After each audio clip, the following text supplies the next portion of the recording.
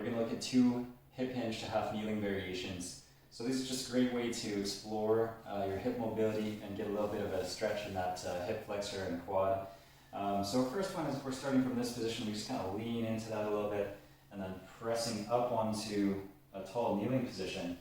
We can explore that hip hinge, just trying to take the hips back as far as you can behind you and pressing forward. So keeping the back straight, how much range of motion do we have access to here at the hip? That's what we're trying to kind of find out.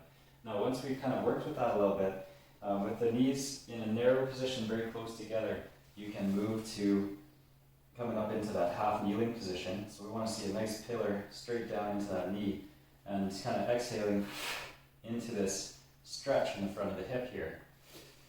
So we can drop back down, exhale, drive the glute really tight, push the knee down into the ground, exhaling, pull the abs up into the rib cage, and that's going to get you that kind of stretch here.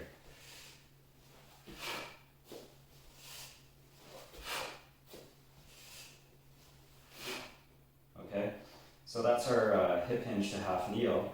But we can also do another hip hinge half kneeling variation that gets us sometimes a little bit of a hamstring stretch here, especially if you're a little tighter in the hamstrings, you're definitely going to feel that.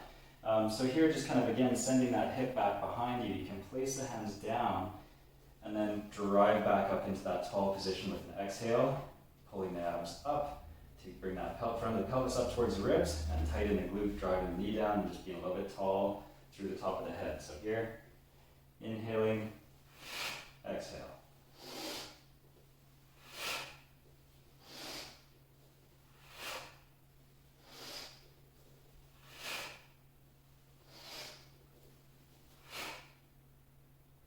Okay, so those are 2 of our hip hinge to half kneeling hip flexor stretch variations.